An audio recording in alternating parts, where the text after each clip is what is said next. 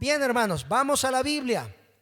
Lucas capítulo 22, versículo 31 y 32, y aparece el tema en pantalla que se titula Retos inevitables. Retos inevitables. Hay retos inevitables en la vida que tenemos que enfrentar. Y aquí viene uno en Lucas capítulo 22, 31 y 32.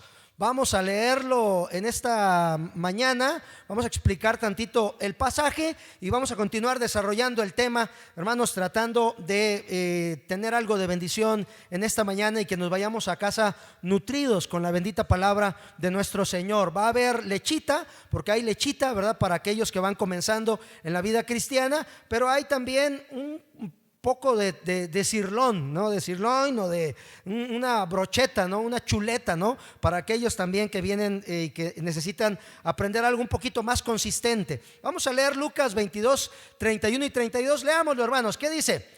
Dijo también el Señor: Simón, Simón, he aquí Satanás os ha pedido para zarandearos como a trigo, pero yo he rogado por ti que tu fe no falte, y tú, una vez vuelto, confirma a tus hermanos. Bueno, el zarandeo es parte de la vida cristiana.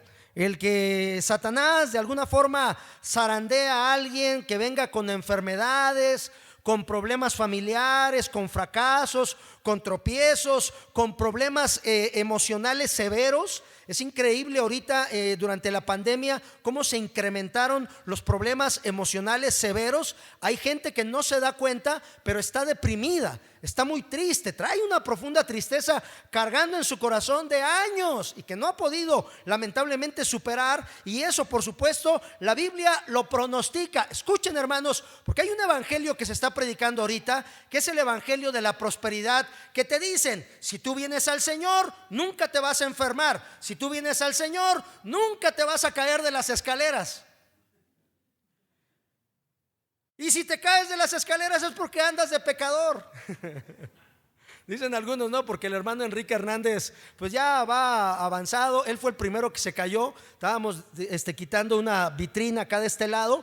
Él desatornilló el último tornillo, que era el que sostenía toda la estructura de la vitrina. Él no sabía que estaba desatornillando el último tornillo, ¿verdad? Lo está quitando él. De repente otro hermano nos llama para ayudarle. Nos vamos todos a ayudar al hermano que estaba en la otra escalera y dejamos solo por unos, ¿qué será?, 30 segundos, no sé, los accidentes pasan muy rápido, hermanos, cuando vemos que le cae la vitrina encima. Y bueno, hermanos, el pronóstico: una fisura en la cadera, 2 meses en reposo. Y hablando con él esta semana me decía: ya me mentalicé, pastor, ya sé que no voy a salir de acá 2 meses. O sea, realmente uno puede decir, porque la gente dice, no, te pasa eso por pecador. Andas mal, arregla tu vida. El ejemplo está en la Biblia, en la historia de Job, ¿verdad? Amigos, ¿no? Los de Job que vinieron a verlo y le dijeron: las cosas pasan por algo, ¿no? Y si te pasó algo, arregla tu vida delante del Señor. No siempre, hermanos, no siempre. Hay gente que pasa por problemas, que pasa por retos inevitables, porque como dice aquí la Biblia, a veces Satanás quiere zarandearnos como a trigo. A veces necesitamos sorprendentemente aprender a escuchar la voz del Señor. Miren, vamos a buscar Santiago capítulo 1 versículo 19, porque Dios nos está hablando en todo momento, pero a veces como que uno no quiere escuchar a Dios, no tapa uno sus oídos para escuchar al Señor, y hay que entender el lenguaje divino de cómo está hablando el Señor. Santiago capítulo 1 versículo 19. Ayúdenme a leerlo, hermanos, en esta mañana. Quiero escuchar a la congregación, hermanos que están en casita, en el canal de YouTube o por Zoom. Por favor, hermanos, ayúdenos a leer este texto también. ¿Qué dice? Léanlo conmigo. Por esto, mis amados hermanos, todo hombre sea pronto para oír, tardo para hablar, tardo para airarse. ¿Qué tenemos que hacer? Ser prontos. ¿Para qué, hermanos?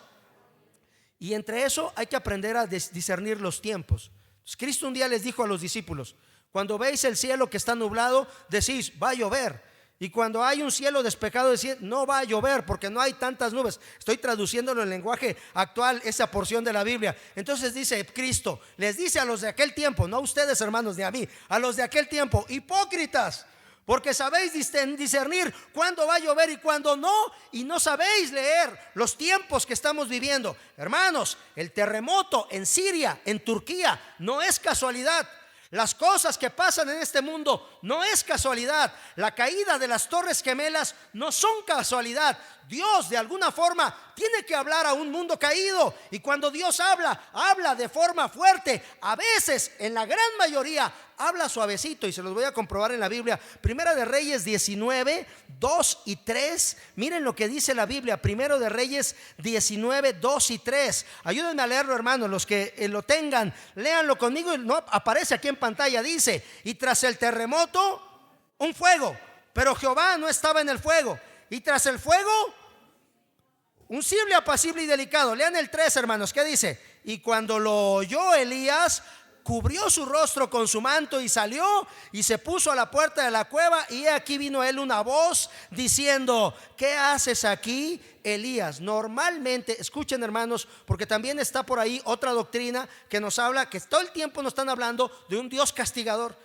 De un Dios castigador. Y si te pegas en un dedo en la mano, Dios te está castigando por algo. Y Dios por acá. Y todos la gran mayoría de los predicadores vivimos amenazando a la congregación espiritualmente, diciendo: si no vienes, si te pasa algo malo, oye, ¿estás diezmando?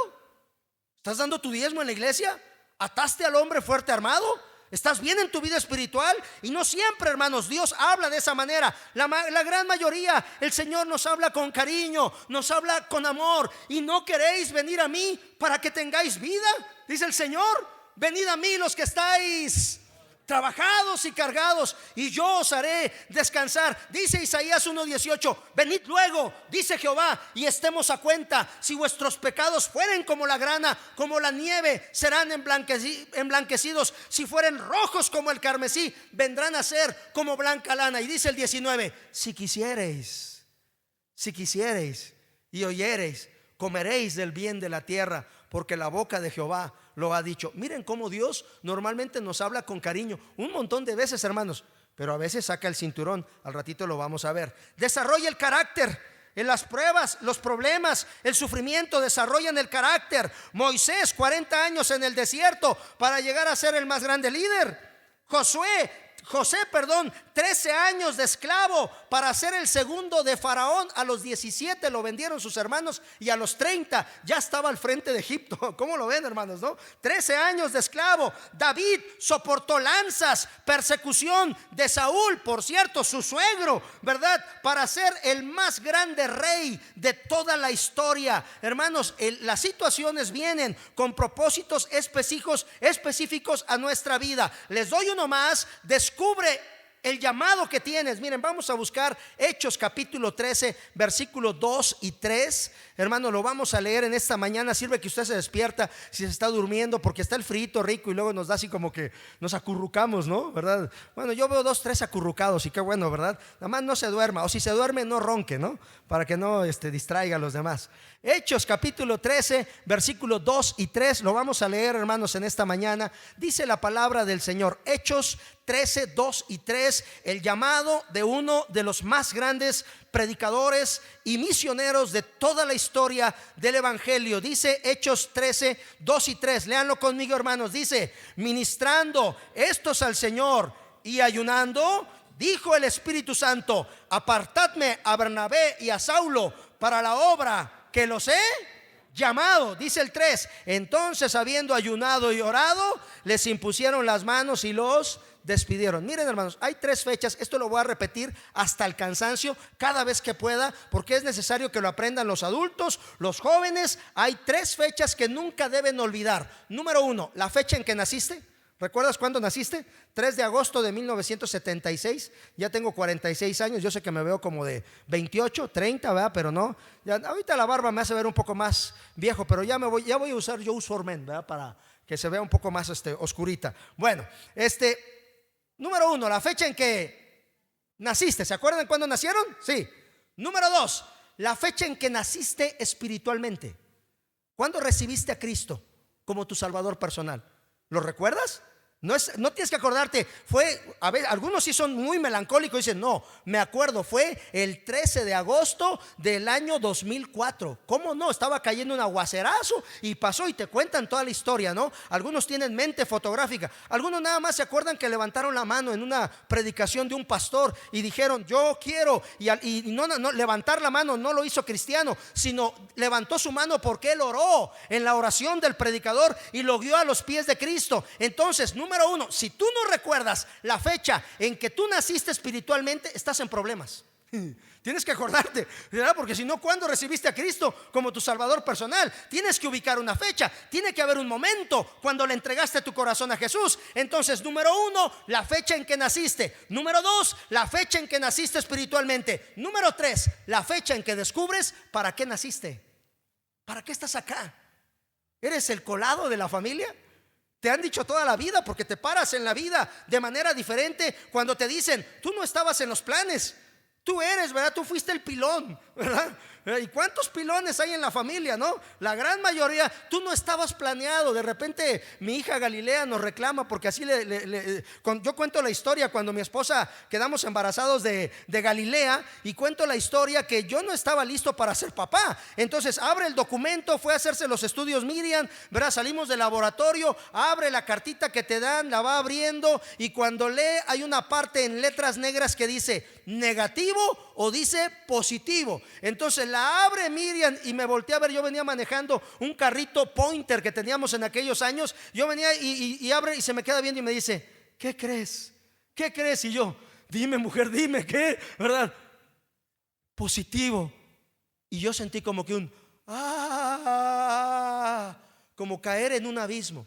Ahora, no porque no quisiéramos a Gali, y que bueno, está creo en la clase de intermedios ahorita.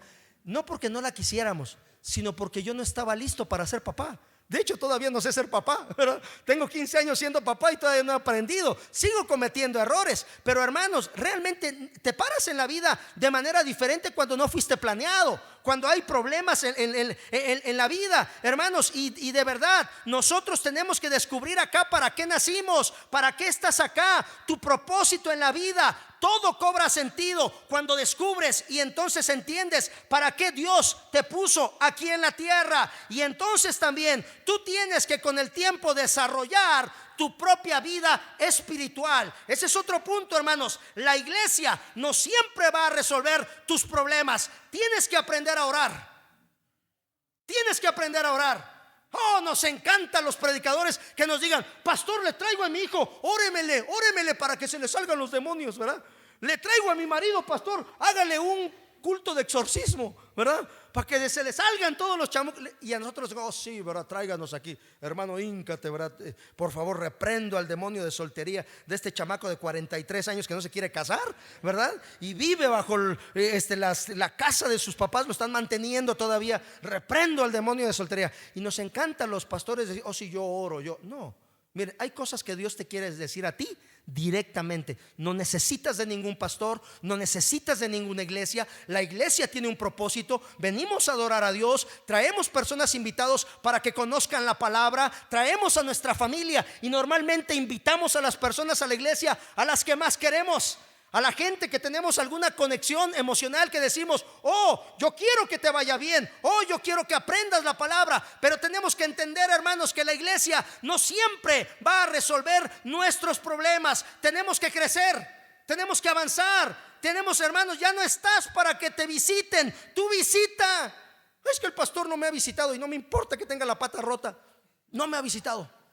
Debería de venir, aunque sean muletas, pero debería venir a verme. Hay hermanos que así, ¿verdad? Y entonces dice Hebreos capítulo 5 versículos 12 y 14, en una sentencia muy dura en esta mañana, hermanos, donde la palabra de Dios a veces nos tiene que sacudir. Dice Hebreos capítulo 5 12 al 14, hermanos, ayúdenme a leerlo. Dice, porque debiendo ser ya maestros después de tanto tiempo, tenéis necesidad que se os vuelva a enseñar cuáles son los rudimentos de las palabras de Dios, y habéis llegado a ser tales que tenéis necesidad de leche y no de alimento sólido. Dice el 3, hermanos, y todo aquel que participa de la leche es inexperto en la palabra de justicia, porque es ¿qué cosa, hermanos?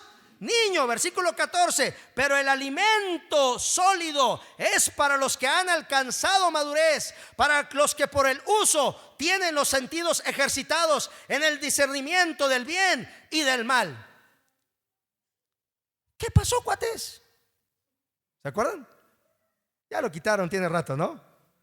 Ya no sale Chabelo, ¿no? Antes hasta el domingo veníamos tarde a la iglesia porque nos quedábamos viendo Chabelo, ¿no? La catafixia al final, a ver la catafixia, a ver a quién le tocaba, ¿no? Y ya abrían la catafixia, se ganó una escoba con una cubeta, ¿no? Y ya las travesuras de Chabelo, ¿cómo no, verdad? Ahora, es muy divertido y era muy divertido ese personaje, pero no es divertido cuando un adulto se comporta como niño. No es divertido.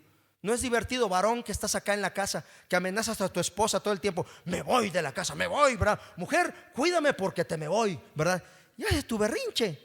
No voy a la iglesia, estamos peleados, no voy a la iglesia. Vete tú, allá que el pastor te saque los demonios a ti. Yo no, yo aquí me quedo. Aquí voy a seguir la transmisión por Zoom. Y hay gente que hace su berrinche. Ven a un niño cuando está en el súper tirado en el piso haciendo pataletas, ¿verdad? Y, gritando, y le pega a la mamá en la espinilla. Ay, hijo de mi vida, ¿verdad? Y mi mamá, cuando veía a ese niño, decía: présteme los 5 minutos y se lo entrego derechito, decía mi mamá, ¿no? Porque así nos traía a nosotros marcando el paso. Cuando nos llevaba a la iglesia de niños, no podías ni pestañear a la hora de que el predicador, pues uno como niño, no había clases el domingo en la noche, ¿verdad? Y el pastor estaba predicando y eran predicadores. Antes parece que se peleaban qué predicador tardaba más predicando, ¿no? Así era antes la predicación de 2 horas, ¿no? Y decían: la predicación que más dure es la más buena, ¿no? Era la que más dormía, ¿no? Y más si había un niño dentro de la iglesia. Y el pobre, bueno, yo me acuerdo que estaba ahí así: ay, Señor, y de repente sentí un pellizcón santo de mi mamá. Órale, ¿verdad? Pon atención, ¿verdad? Pon atención al culto.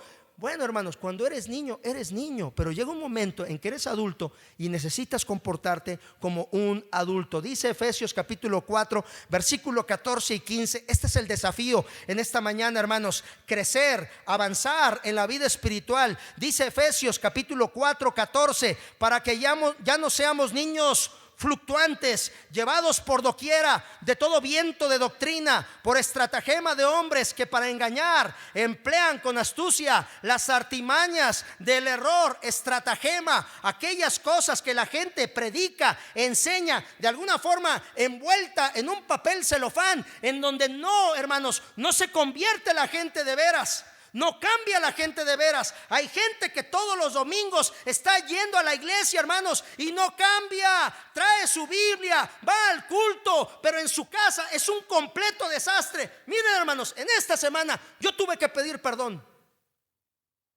Son de los pecados que puedo confesar. Te enojas a veces.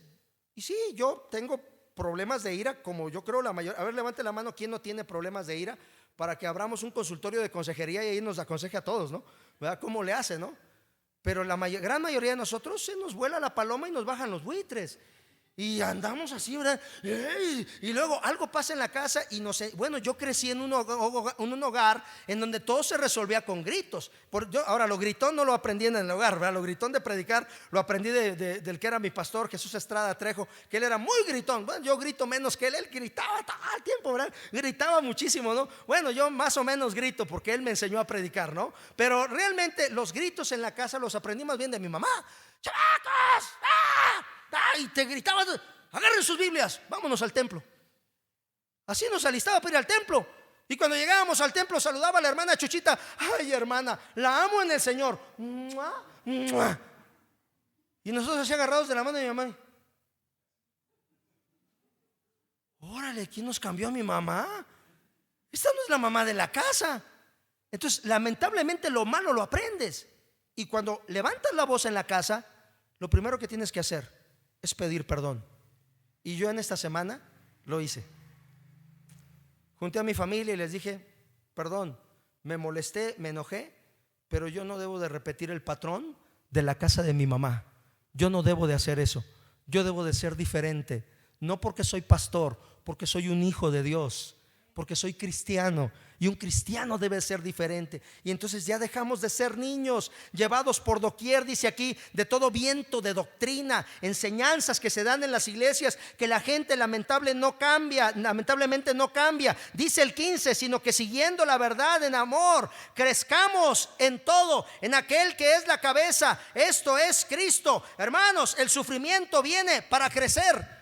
El sufrimiento viene para crecer espiritualmente. Debe uno avanzar en la vida espiritual. Miren, leí la inspiradora historia de Blake Lippert. Blake Lippert es un atleta paralímpico que es campeón en su categoría y ha batallado toda la vida, ahorita hasta para competir. Tuvo una época de alcohólico incluso, en donde pasó por muchos problemas. Él se estaba dando una conferencia a un grupo de personas en cierto lugar y empezó su charla diciendo lo siguiente: esto no es justo, ¿por qué yo? ¿Por qué tengo que pasar por esto? ¿Por qué tengo que enfrentar esto? Todo lo que quería era batear un home run, encajar dentro de los demás chicos. Recuerdo que tenía como 4 o 5 años de edad y estaba jugando béisbol y quería hacer una cosa, batear un home run. Oh sí, lo recuerdo como si hubiera sido ayer. Me acerco a la base, hago mis 3 switch de práctica y en el tercero golpeo la pelota lo más que puedo y sale volando. Me emociono tanto que me olvido de correr. Mis compañeros de equipo me dicen: corre Blake, corre Blake, corre. Entonces voy en camino a la primera base, estoy en camino a la segunda base y miro a mis compañeros animándome diciendo: eso es todo, corre Blake. En ese momento miro a mi papá en la tercera base. Él estaba saltando arriba abajo gritando: sí, mi hijo, ve. Pero de segunda a tercera base se me zafa la pierna. Mientras estaba allí con una pierna de fuera, recuerdo mirar a mis compañeros de equipo y toda esa emoción se había ido. Recuerdo mirar a mi padre y él estaba decepcionado, no por mí, sino por la situación. Recuerdo estar enojado con el mundo, recuerdo cuestionar: esto no es justo, ¿qué hice para merecer esto? Todos mis compañeros de equipo tienen sus piernas, mi mamá tiene sus piernas, mis hermanos están bien. ¿Por qué yo? Todo lo que quería hacer durante toda mi vida era enorgullecer a mi papá. ¿Quieres decirme que ni siquiera puedo hacer eso? Porque yo estaba buscando fallas. Es culpa de la vida, es culpa de ella, es culpa de él, es culpa de ellos. No merezco esto. Pero saben, dijo él en su conferencia, era mi responsabilidad volver a levantarme. Es mi responsabilidad resolver esto. Empecé a tomar el control de mi vida.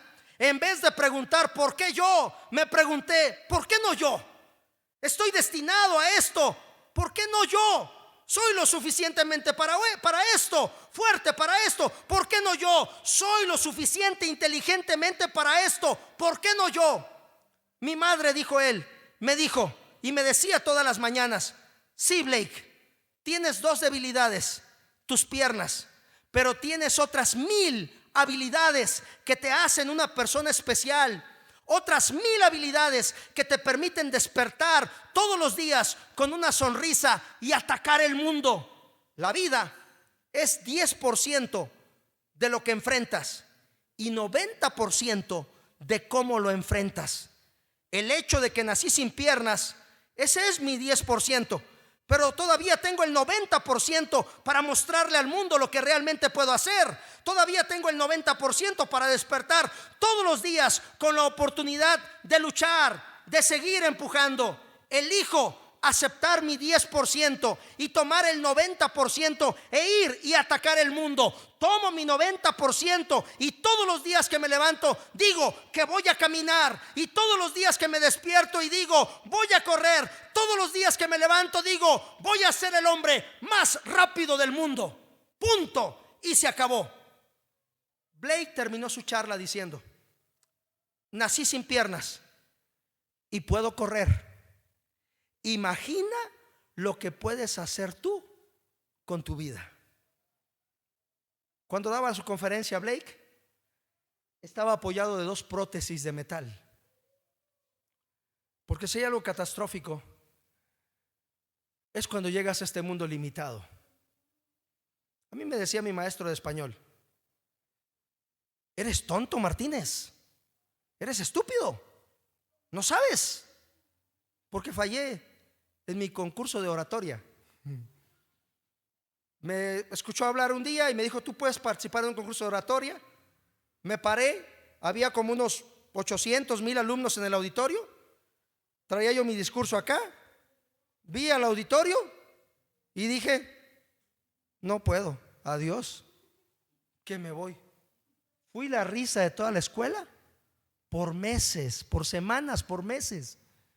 Y mi profesor que me había inscrito me dijo: qué decepción eres para mi vida, nunca vas a llegar a hacer algo.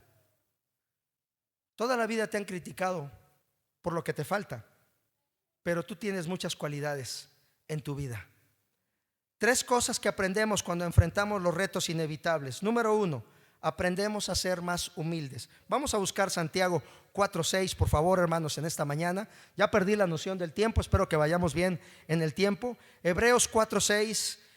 Los retos inevitables nos ayudan a ser más humildes, saber que nuestras vidas dependen de Dios. Dice Santiago 4:6, hermanos, ayúdenme a leerlo, hermanos. ¿Qué dice? Pero Él da mayor gracia. Por esto dice: Dios resiste a los soberbios y da gracia a los humildes. Entonces, humildad, he repetido muchas veces, no tiene que ver con tu manera de vestir, que te vistas de manera elegante, o hasta con tu manera de hablar, así como diciendo: pobrecito de mí, ¿verdad? No. La humildad tiene que ver con tu dependencia de Dios, con reconocer que estás limitado y que solamente agarrado de Dios puedes ser fuerte. Número 2, la segunda cosa que aprendemos cuando enfrentamos los retos inevitables: aprendes a disciplinarte. Aprendes disciplina en tu vida, te disciplinas todo el tiempo, y cuando no lo haces, Dios también te disciplina. Dice Hebreos capítulo 12, versículo 5 y versículo 6. Por favor, hermanos, lo vamos a leer en esta mañana. Vamos a leerlo, por favor. Hebreos capítulo 12, versículo 5 y versículo 6. Acompáñenme a leerlo, hermanos. ¿Qué dice? Y habéis ya olvidado la exhortación que como a hijos se os dirige, diciendo: hijo mío, no menosprecies la disciplina del Señor, ni desmayes cuando eres reprendido con él. Lean conmigo el 6, hermanos. ¿Qué dice? Porque el Señor al que ama disciplina y azota a todo aquel que recibe por hijo. Miren, hermanos, cuando uno entra en el camino o en el terreno de la disciplina del Señor, en este texto, en el versículo 6, yo a propósito subrayé 2 palabras. La primera es disciplina. En el griego es la palabra griega paideio o paideia, y significa enseñanza. Todo el tiempo Dios te está enseñando y te dice: por aquí es el camino, ve por acá. Te manda un hermano, te manda a tu esposa, te leen un versículo, escuchas una predicación, vienes a la iglesia, te habla, y es una enseñanza con cariño. Normalmente Dios te habla con cariño. Yo me imagino más del 95% de nuestras vidas, Dios todo el tiempo nos está hablando con cariño. Pero luego viene otra palabra que se llama y azota, y es la palabra griega mastigo. Para los griegos es mastigo y significa infringir dolor físico. Entonces, a veces Dios tiene que meternos. ¿Se acuerdan de esa ilustración de la ovejita, no? Que dice que había una ovejita que se le perdió al pastor, y entonces el pastor, cuando la halla, la recoge, le rompe la pata a la oveja. Ay, mamá, ¿verdad? No estoy hablando del pastor Héctor, ¿verdad? Ni del hermano Enrique, ¿verdad? De otras ovejas. ¡Pah! Le rompe la pata a la oveja, le venda la pata, la carga, la trae cargada un buen de tiempo. ¿Saben cuándo la oveja se vuelve a perder? Nunca. ¿Por qué? Porque se acostumbró al olor de su pastor todo el tiempo de la sanidad. Entonces escuchen, porque ese es el tercer punto, hermanos. Cuando Dios está tratando con nosotros en retos inevitables en nuestra vida, normalmente es para que estemos nosotros cerca de Él, para que tengamos comunión con Él. Nos alejamos de manera natural. Dios nos está hablando de un montón de maneras, ¿verdad? Y yo te pregunto en esta mañana, ¿no será que por eso estás pasando lo que estás pasando? Tú dices: estoy bien, pero es Dios quien te está hablando. ¿No será que los terremotos, las inundaciones, los accidentes y todas aquellas cosas malas que llegan a nuestra vida es Dios queriendo llamar nuestra atención para disciplinarnos? ¡Hey! ¡Pongan atención! Digo, no estoy diciendo a los que no me están poniendo atención ahorita, Dios nos está gritando. Es una manera de hablarnos. Le dijeron a la hija de Billy Graham: ¿por qué tu Dios permitió que cayeran las Torres Gemelas? Ella contestó una respuesta muy sabia y dijo: los norteamericanos hemos dejado de leer la Biblia en las universidades. Ya no se lee la Biblia en las escuelas. Ya no se lee la Biblia en los hogares. Ya los norteamericanos ya no vamos a la iglesia. Y nosotros estamos echando a Dios de nuestra vida. Y cuando tú echas a Dios de tu vida, Él, como todo un caballero, se retira. Y cuando Dios se retira de algo, oh sí, habrá consecuencias.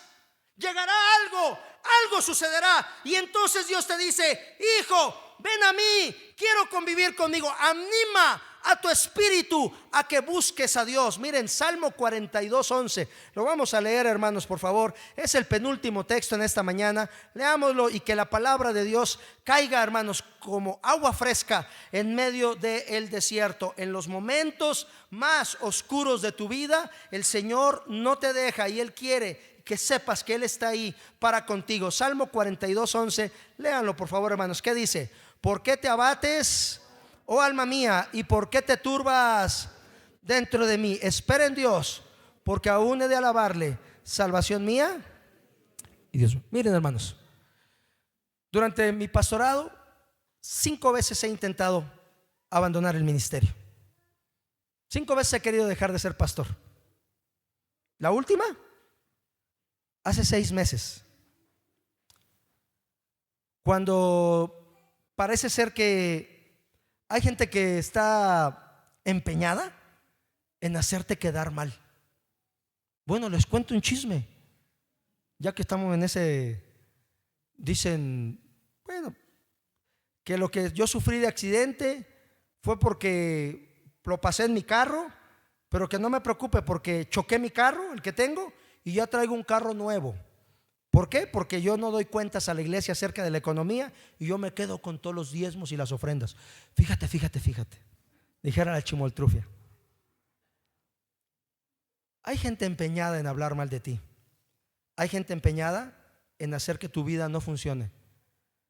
Pero cuando yo recibo ese tipo de noticias, inmediatamente le digo: Señor, tú me conoces, conoces mi corazón, sabes que estoy aquí porque te amo y porque te he servido. Y si en algo me he portado mal, primero tú me vas a pedir cuentas a mí. Y entonces, hermanos, entiendo que durante toda mi vida, a pesar de que 5 veces he visto la mano de Satanasote queriéndome apartar del ministerio, he visto más de 1000 veces la mano de Dios diciéndome: soy tu hijo y comencé la buena obra en ti y no la voy a acabar hasta perfeccionarla hasta el día de Jesucristo, porque el que comenzó en vosotros la buena obra, dice el texto, la perfeccionará hasta el día de Jesucristo. Y me dice: Héctor, no he acabado contigo. Este lugar es un milagro, hermanos. Este lugar es un milagro. Este pequeño templo que nos prestaron, lo digo pequeño, puede ser grande para algunos, yo digo, es la gracia del Señor, porque el hermano que me entregó las llaves me dijo: pastor, se lo presto por 1 año, no le voy a cobrar ni un peso de renta. El segundo año luego hablamos, pero ahorita este año se lo presto. Y yo digo, cada vez desde que llegué a Tehuacán he visto que la mano de Dios está conmigo. El último texto, hermanos, Isaías 43. Creo que les va a encantar este texto, hermanos. Dice Isaías 43, 2 y 3: cuando pases por las aguas, yo estaré contigo, y si por los ríos, dice, no te anegarán. Cuando pases por el fuego, no te quemarás, ni la llama arderá en ti, porque yo, Jehová, Dios tuyo, el Santo de Israel, soy tu Salvador. Me encanta este texto. De hecho, hay un canto que entona luego los jóvenes, a lo mejor para el próximo domingo o dentro de 15 días lo podamos cantar, que se llama No me soltarás. Está basado en este texto de un grupo cristiano llamado Rojo. Puede ser que algunos grupos cristianos no nos gusten, ¿verdad? Pero hay ciertas canciones que entonan que son completamente bíblicas. Y este canto dice así, ¿verdad? Yo nunca te dejaré, no me soltarás, se llama el canto. Y Dios, hermanos, nunca jamás nos suelta. Dice Isaías 41:10: no temas, porque yo estoy contigo. No desmayes, porque yo soy tu Dios. Siempre te ayudaré, siempre te sustentaré con la diestra de mi justicia. Cuando tú confías en Dios en los retos inevitables de tu vida, Él nunca te va a soltar y siempre te sacará adelante, pase lo que pase en nuestra vida, hermanos. Pero hay que confiar en Él. Amén, hermanos. Vamos a cerrar nuestros ojos en esta mañana. Hagamos una oración de confianza. Una oración de confianza en Dios. Yo no sé qué estás pasando o por qué estás pasando lo que estás pasando. Yo no puedo entender los problemas que llegan a tu vida, ni las enfermedades. Yo no puedo comprender completamente por qué de tus problemas matrimoniales o emocionales. Pero hay un Dios que te puede entender perfectamente, porque dice la Biblia que Cristo, cuando estuvo en la tierra, fue tentado en todo, pero sin pecado. Y Él entiende nuestras debilidades, porque Él caminó aquí. Él estuvo 33 años acá en la tierra y entiende cuando estás sufriendo, y entiende cuando te está doliendo hasta los tuétanos algo. Pero ¿sabes qué? Eso también pasará. Eso también Dios traerá una respuesta buena para tu vida, y llegará bendición a tu vida, porque Dios lo prometió. Y Él dijo: no te dejaré, no te dejaré, no te dejará. Tú ora por tu esposo si el problema es en casa. Tú ora por tu familia si hay situaciones difíciles en el hogar, y Dios traerá los cambios. Tú ora por tu vida si tú dices: ¿a qué estoy acá? Cada vez me amargo más en mi vida. No puede ser. Ora a Dios y dile: Señor, muéstrame el camino, muéstrame por qué estoy aquí. Nos perdemos en el camino, nos apartamos de Dios muy fácilmente, y es fácil abandonar el camino del Señor. Y qué difícil es retomarlo. Qué difícil es hacer tu voluntad, su voluntad. ¿No será que por eso estás pasando lo que estás pasando? ¿No será que Dios te está hablando en esta mañana? Ábrele tu corazón a Jesús. Dile: ayúdame, Señor, permíteme cambiar. Quiero cambiar. Me has enseñado a través de las pruebas que estás ahí a mi lado, pero Dios no quiere estar a tu lado. Dios quiere estar en el centro de tu corazón. Y Apocalipsis 3:20 dice: he aquí, estoy a la puerta y llamo. Si alguno oye mi voz y abre la puerta, entraré a Él y cenaré con Él y Él conmigo. Y si Él me sacó a mí hace 30 años, me sacó del alcoholismo y de tantos problemas familiares, ¿no te sacará a ti también? ¿No te ayudará Él? ¿No es fiel Dios para con todos? ¿No es fiel Dios para con nosotros? ¿No está ahí cada vez que lo necesitamos? Claro que está para ti en esta mañana. Pero ábrele tu corazón. Dile: te necesito. Haz esta oración. Dile: Padre Celestial, perdóname, Señor, porque he fallado. Limpia mi corazón de todo lo malo y ayúdame a ser una persona diferente. Cámbiame, Señor. Sálvame. Regálame la vida eterna. Entra a mi corazón, Señor. Quiero que seas mi Salvador, porque a veces no recuerdo la segunda fecha, la fecha en que te conocí. A veces me pierdo en ese tema, y hoy quiero estar seguro que estás aquí conmigo, en el centro de mi vida y en el centro de mi corazón. Por favor, cámbiame, sálvame, perdóname. Entra en mi vida, Señor. Jamás quiero volver a estar solo. Quiero que estés aquí conmigo siempre, siempre. Te lo pido en el nombre de Jesús. Amén. Así, con los ojos cerrados, rostros inclinados. ¿Alguien oró en esta mañana? ¿Alguien hizo esta oración? Quiero pedirle que levante su mano para orar por usted. Si usted hizo esta oración, Dios le bendiga. Gracias a Dios. ¿Alguien más lo hizo? Dios le bendiga. Dios le bendiga. Bendito sea Dios. Eso, qué bonito es ver personas que oran y se acercan al Señor. Dios les bendiga. Bendito sea Dios. Vamos a terminar en oración. Padre Celestial, gracias por tu palabra. Gracias, Señor, porque eres bueno. Porque en estos momentos inevitables de la vida es cuando más podemos ver tu mano que nos acompaña y que caminas con nosotros. Así que, Señor, gracias, Padre Celestial. Gracias por tu presencia. Bendice a cada hermano, bendice a tu iglesia, bendice a cada persona aquí presente. Y gracias, Señor, por la enseñanza de tu palabra. Te lo pedimos y te lo agradecemos en el nombre de Cristo Jesús. Amén, amén. Dios los bendiga, amados hermanos, en esta mañana. Gracias.